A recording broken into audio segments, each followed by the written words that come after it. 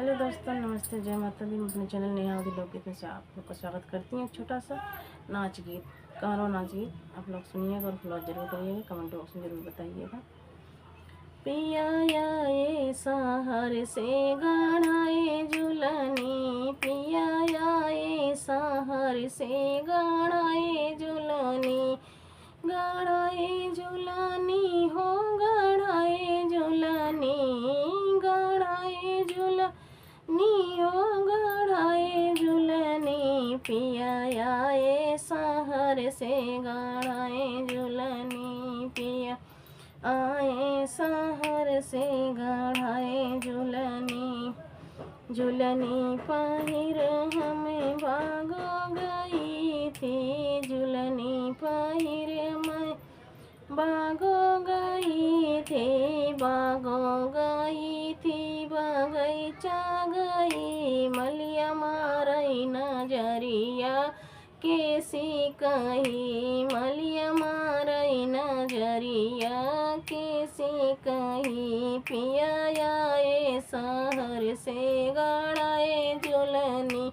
पिया आए सहर से गढ़ाए झुलनी, गढ़ाए झुलनी हो गढ़ाए झुलनी, गढ़ाए झुलनी हो गढ़ाए झुलनी, पिया आए सहर से गढ़ाए झुलनी,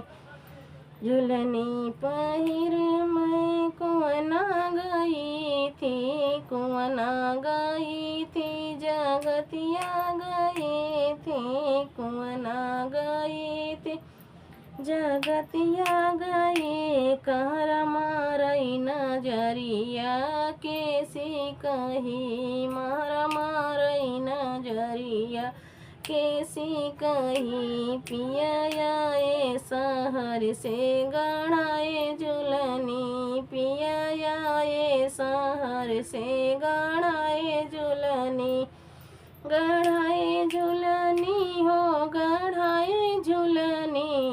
गढ़ाए झुलनी हो गढ़ाए झुलनी, पिया आए सहर से गढ़ाए झुलनी, पिया आए सहर से गढ़ाए झुलनी,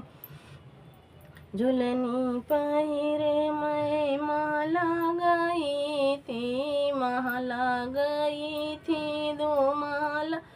गई थी, माला गए थे, दो माला गए, रजवम मारई नजरिया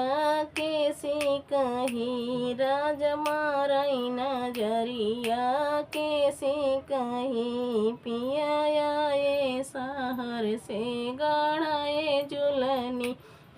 पिया आए सहर से गढ़ाए झुलनी, गढ़ाए झुलनी हो गढ़ाए झुलनी, पिया आए सहर से गढ़ाए झुलनी, पिया आए सहर से गढ़ाए झुलनी।